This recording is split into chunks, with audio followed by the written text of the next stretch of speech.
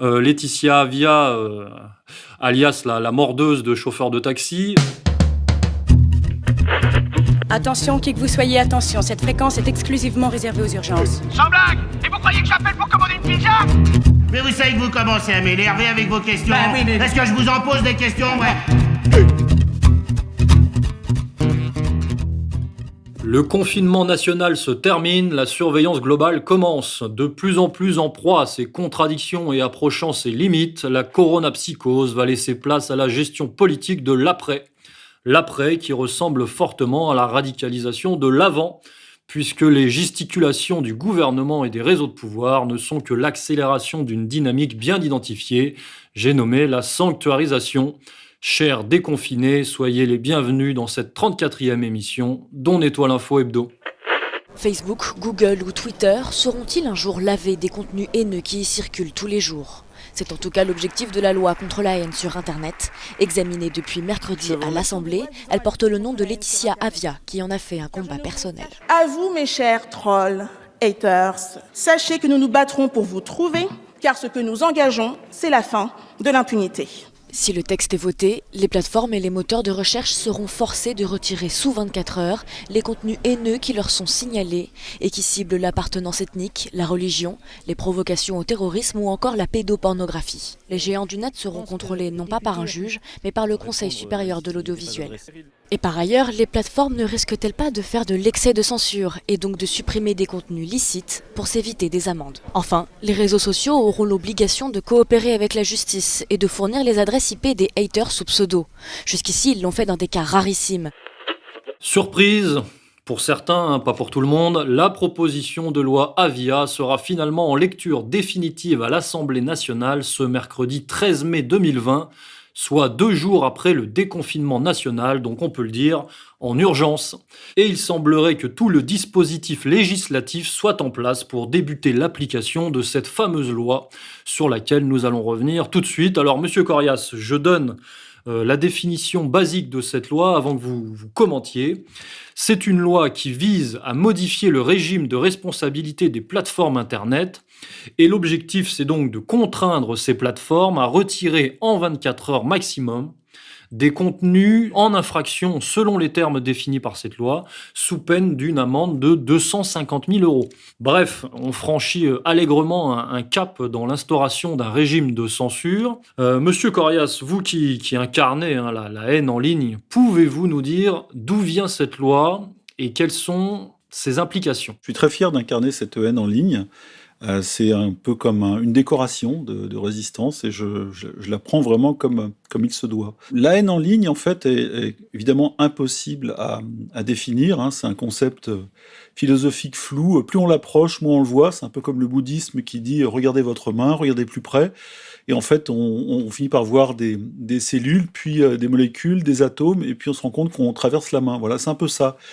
La haine en ligne, c'est une invention, évidemment, des groupes de pouvoir, hein, c'est-à-dire des groupes d'influence qui veulent régenter la liberté d'expression, on le sait tous, hein, ça devient un vrai marronnier de le dire, on le répète parce qu'il le faut, je crois que tous les Français n'ont pas compris de quoi ils retournaient, mais il y a vraiment aussi de la haine en ligne, puisque l'Internet, c'est aussi le grand relâchement général, sphinctérien de la population qui n'a pas eu, plutôt pendant longtemps, la liberté de parole, elle n'existait pas.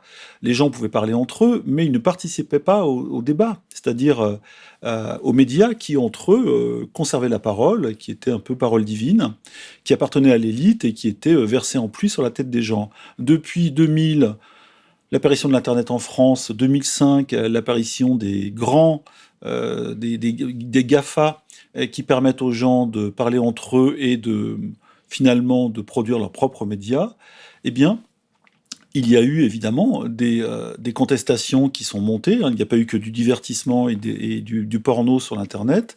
Il y a eu la discussion politique et la contestation. Et cette contestation est montée à un point que, évidemment, on s'est bien douté qu'un jour, le ou les pouvoirs finiraient par régenter l'Internet, le bloquer plus ou moins. Peut-être qu'on n'ira pas aussi loin que Lucien Cerise qui parle d'un big crunch un jour de l'Internet, mais c'est possible.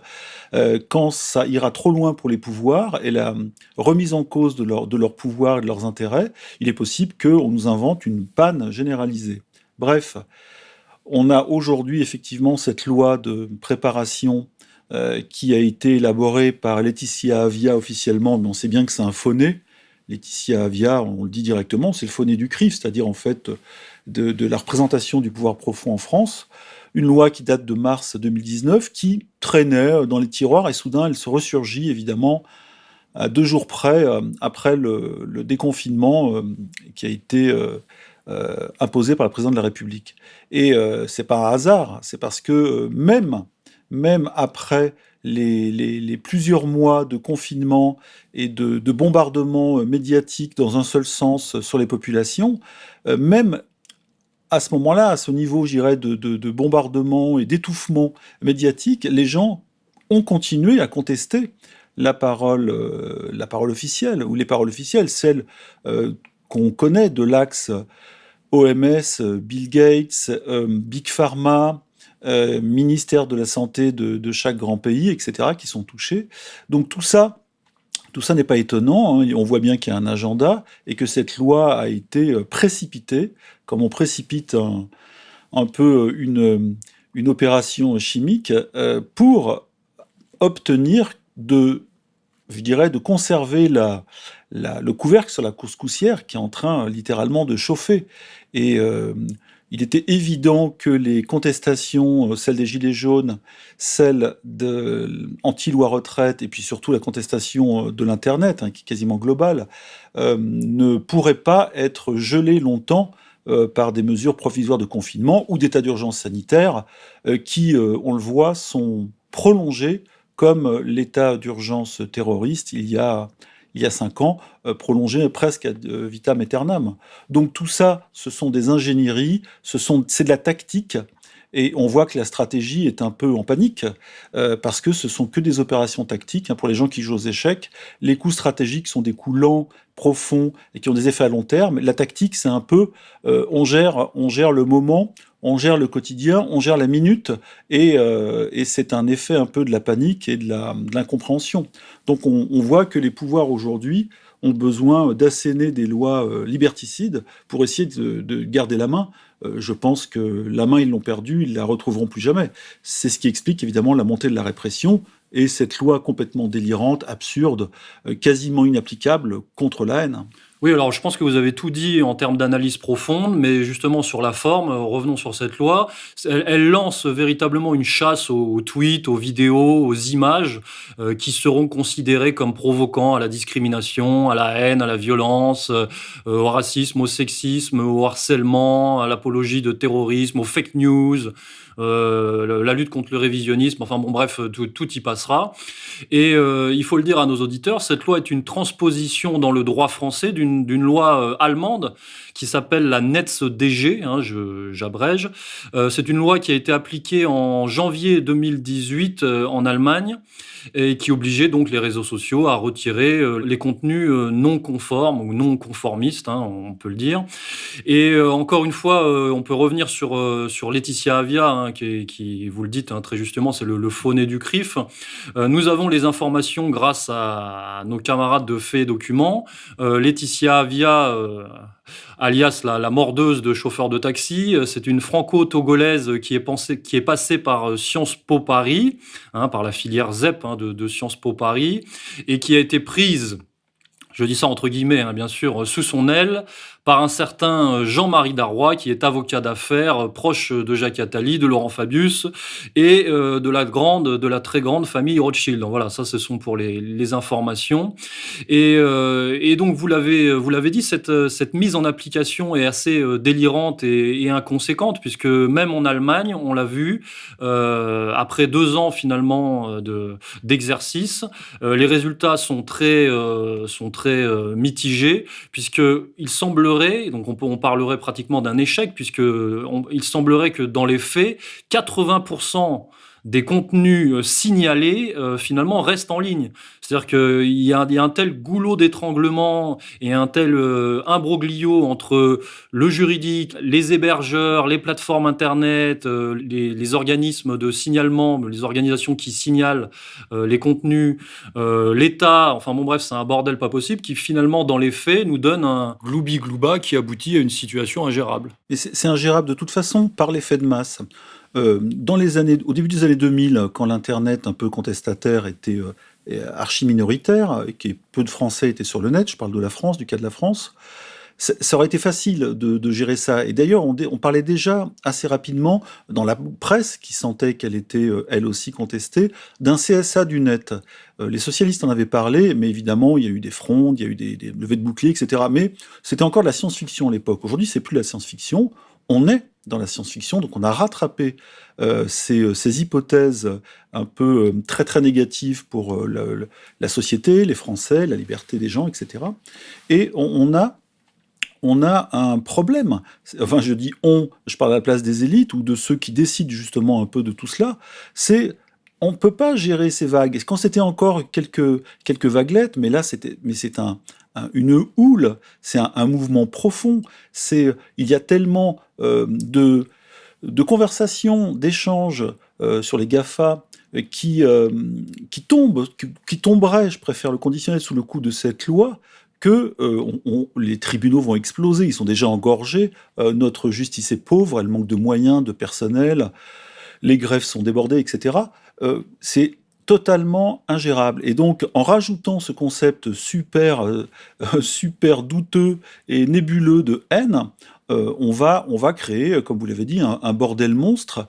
Et à l'arrivée, effectivement, on aura un étranglement, même si des procédures vont au bout pour faire un petit peu peur, hein, parce qu'on connaît ce pouvoir qui est capable de dire on va vous poursuivre en drone pendant le confinement jusqu'aux plages pour vous foutre des amendes de 135 €. Oui, il y aura des exemples que la presse, évidemment, va relayer, mais ça finira peut-être comme cette chasse aux internautes qui téléchargeaient des films ou de la musique illégalement, et ça se finissait en coup de semonce, et un procès sur 10 000 lettres, et encore un procès des gens qui se faisaient couper le net pendant 3 semaines, ou même pas, parce que les opérateurs de téléphonie ne voulaient pas qu'on touche à leurs clients. Donc à un moment donné, il y a aussi le big business qui va s'opposer à ces crétineries imaginées par le pouvoir profond. On voit que ces gens n'ont pas beaucoup d'imagination, et surtout de suite dans les idées, parce que c'est pas le bon moyen. Si on voulait en fait moraliser l'Internet ou en faire baisser le niveau de haine, il faudrait tout simplement faire baisser le niveau de conneries des élites ou de saloperies.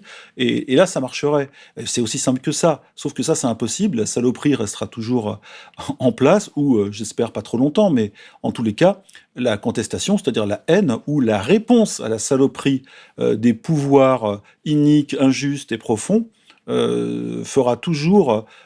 provoquera toujours de la haine. Et c'est normal, c'est pas de la haine, c'est de toute façon une réponse, une résistance, comme on le voit avec Dieudonné Soral, une résistance tout à fait naturelle à un désordre des choses, j'oserais pas parler d'ordre à ce niveau-là, à un désordre des choses imposé par le haut et dont le bas ne veut pas. Alors, il y a cet affrontement entre le haut et le bas dont vous parlez, et puis il y a aussi ces frottements entre les enjeux au niveau national et les intérêts au niveau international, puisque les plateformes dont on parle, on peut les nommer, c'est simple, hein, ce sont les gros réseaux sociaux, donc Facebook, Twitter, et puis les grosses plateformes de vidéos comme YouTube.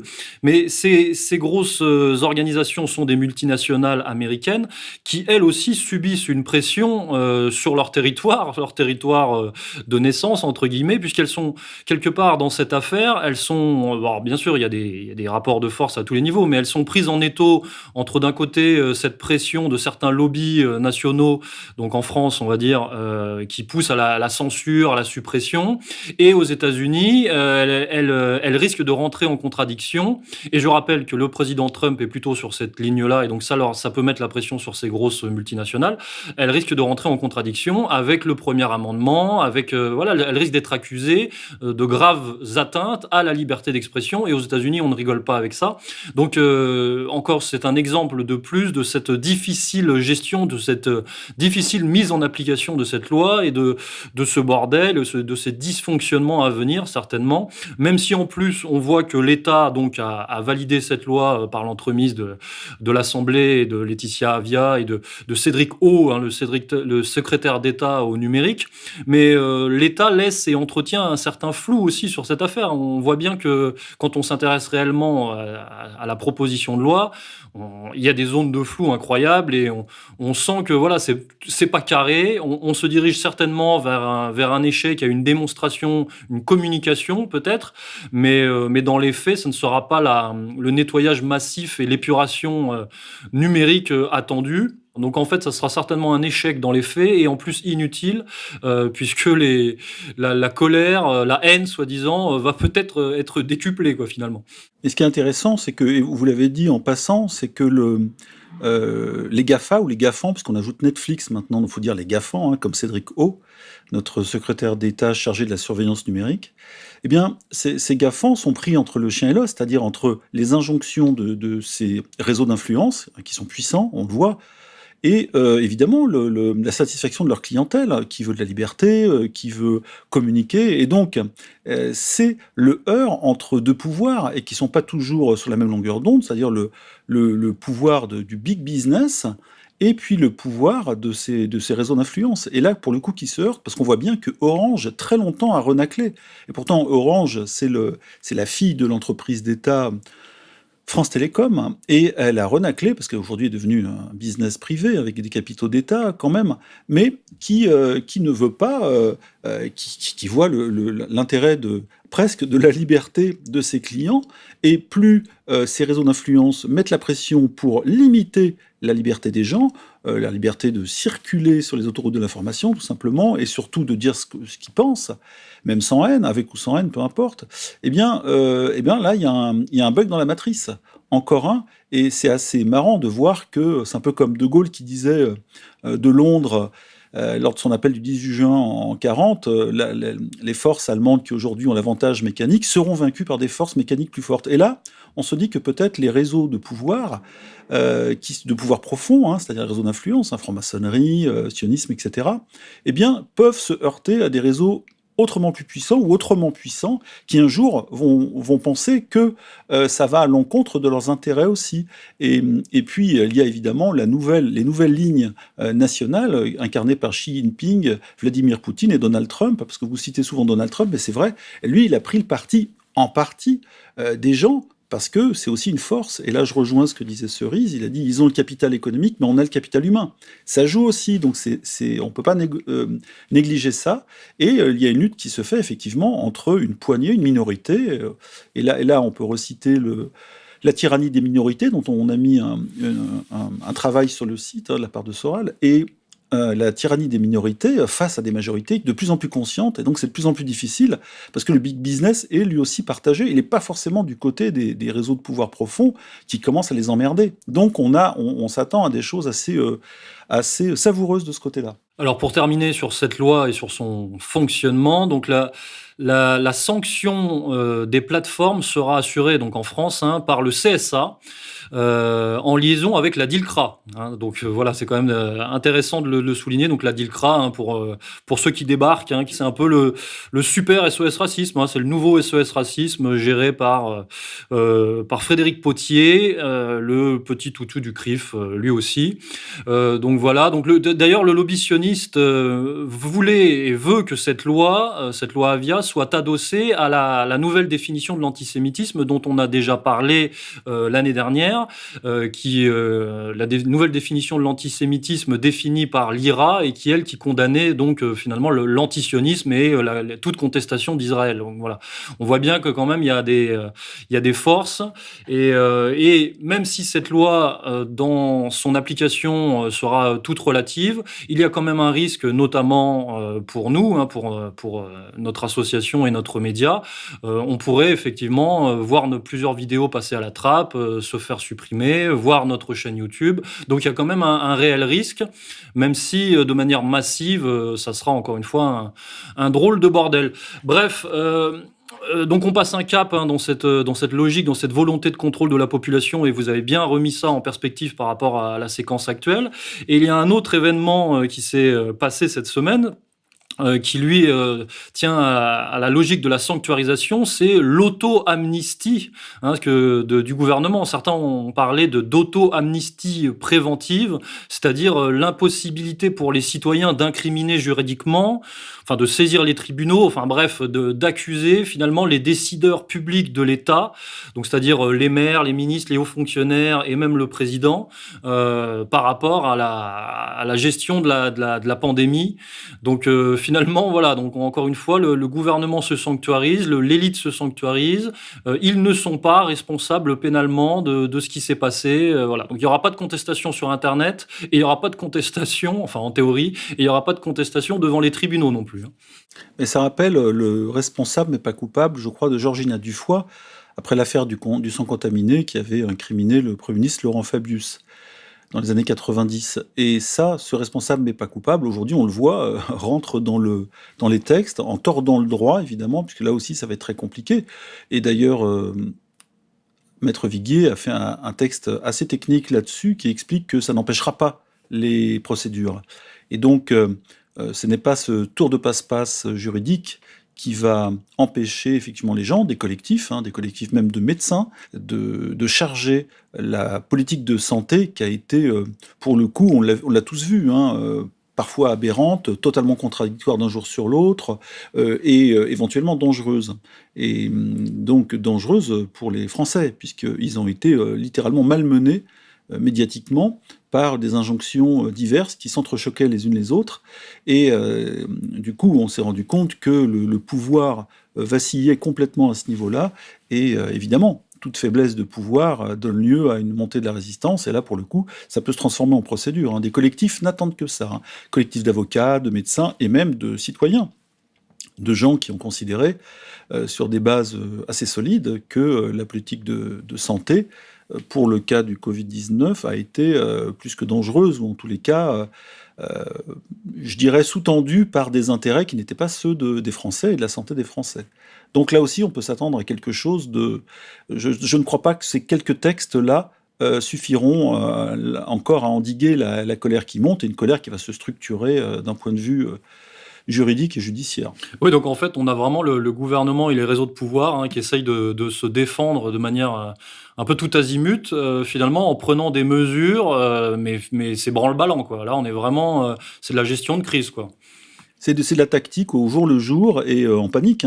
Vous utilisez souvent ce mot de panique. Là, on peut dire qu'ils y sont, parce que il y a là-dedans, on sent pas de profondeur stratégique là-dedans, on sent pas de tranquillité, de sérénité, on sent effectivement une panique dans tous les coins. Et je crois que quand Pénicaud, justement, a été questionné par des journalistes ou des hommes politiques sur la politique économique pendant le confinement, c'est-à-dire qu'elle est littéralement désastreuse, surtout pour les petits, c'est-à-dire les petites sociétés, TPE, PME, etc., artisans, commerçants, auto-entrepreneurs.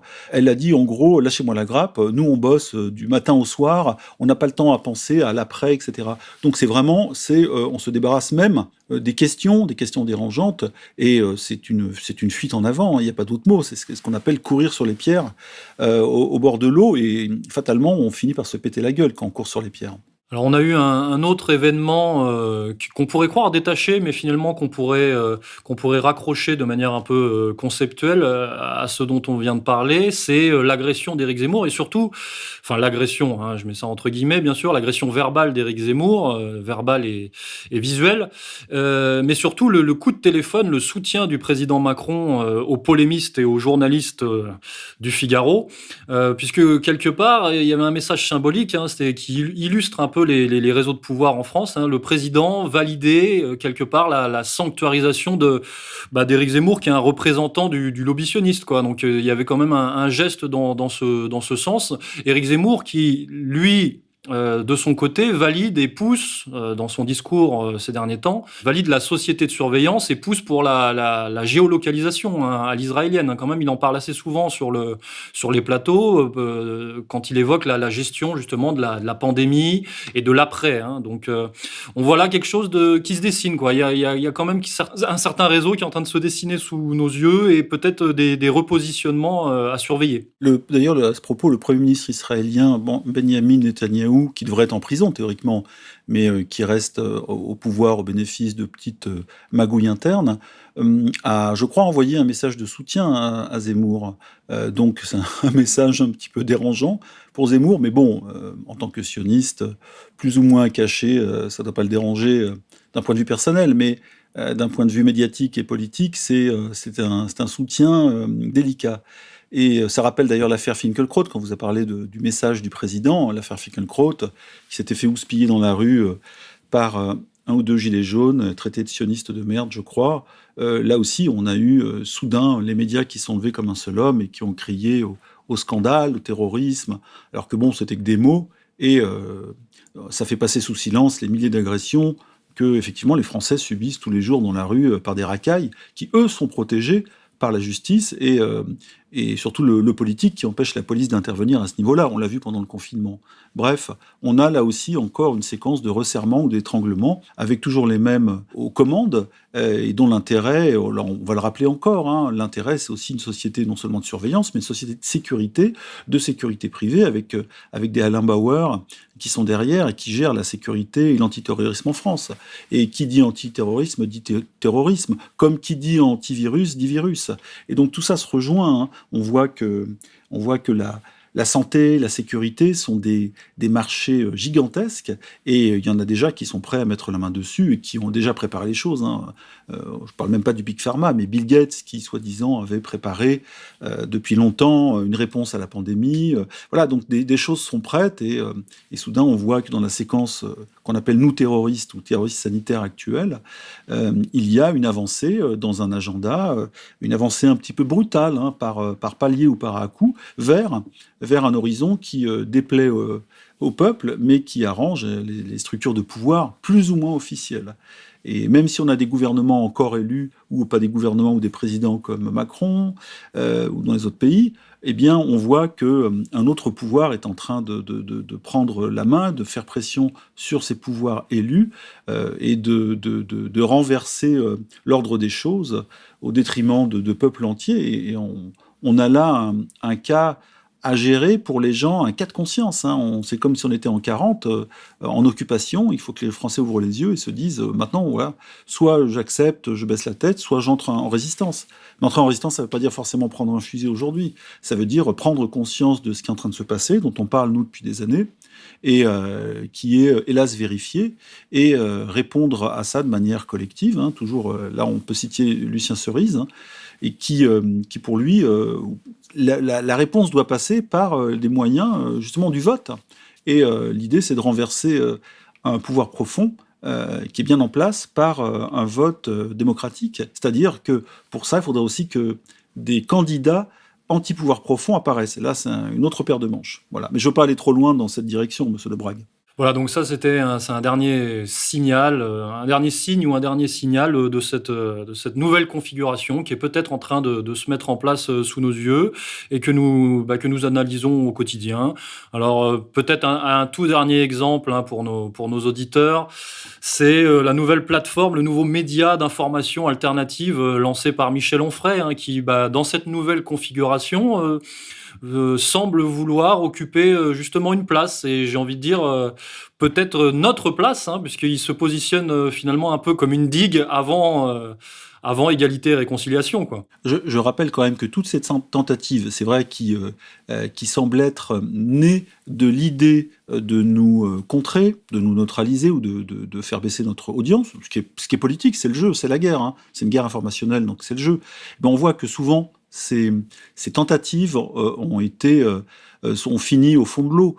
Je cite la télé de Goldnadel TV, avec Berkoff et tout ça, et avec la boîte de Stéphane Simon et de Thierry Ardisson derrière, qui finançait. Personne a regardé cette télé. Il y a la télé de Causeur aujourd'hui, dont j'ai oublié le nom, qui était un peu rock'n'roll, voilà, Rock'n'roll. Qui paye pour ça? Pas grand monde, parce qu'en fait, on sait tous, le sionisme n'a pas beaucoup d'adeptes.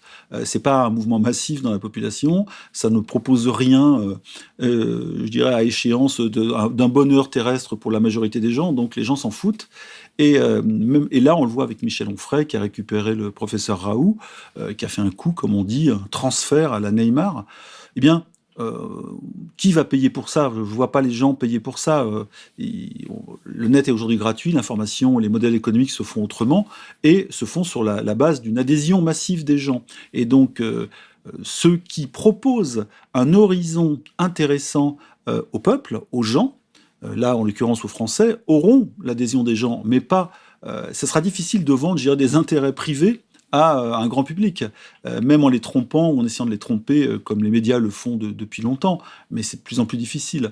Donc on peut faire de la publicité aux nouveaux médias de Onfray, à sa télé, à son MOOC, c'est-à-dire à sa publication, mais il sera difficile d'atteindre le développement que nous on a depuis maintenant une douzaine d'années et qui est basé justement sur la défense des gens, des petites gens et des Français qui n'ont pas beaucoup de moyens de défense, souvent, face à ces forces oligarchiques et qui sont capables de créer des contre-feux et, je dirais, des faux médias alternatifs, parce que ça naît maintenant de partout sur le net, de médias faussement alternatifs et qui sont là juste pour nous limiter notre influence. Mais c'est bon signe. Oui, alors Michel Onfray, d'ailleurs, donc, vous l'avez cité, est parrainé, et son producteur, c'est Stéphane Simon aussi. Stéphane Simon, donc, qui était derrière Goldnadel TV, qui a travaillé avec Ardisson, mais qui était aussi derrière la plateforme, le site internet de Natacha Polony, mais aussi Émeric Caron, Elisabeth Lévy et Alain Finkielkraut. Voilà, donc qui est un peu partout, et Michel Onfray, donc, qui est Zemmouro compatible, puisqu'on l'appelle souvent le Zemmour de gauche, se pose là, lui, comme un espèce de populiste de gauche, oui, dans l'opposition contrôlée, acceptable finalement, et qui est donc parrainé. D'ailleurs, le titre de son média, le nom de son média, c'est quand même Front Populaire. Alors pour ceux qui ont un peu de culture historique, le Front Populaire, c'était une coalition de gauche des années 30 qui a abouti au gouvernement de Léon Blum. Léon Blum, juif, sioniste, dreyfusard, antifasciste, à partir de 1936 jusqu'en 1938, et que certains, mais je ne poserai pas de jugement là-dessus, que certains accusent d'avoir poussé la France à la défaite de 40 et à la Seconde Guerre mondiale. Voilà, donc c'est un nom un petit peu connoté et un petit peu particulier pour le média de Michel Onfray. Bon, en tout cas, on lui souhaite bonne chance. Bonne chance, Michel. Eh bien, on va se quitter là-dessus, colonel. Au revoir. Chers auditeurs français déconfinés, nous espérons que vous allez recouvrer très rapidement votre liberté de déplacement et votre liberté d'expression, et votre liberté d'exercice de la critique politique et sociale. On se retrouve la semaine prochaine pour la 35e émission d'On Nettoie l'info hebdo. Bonne semaine à tous.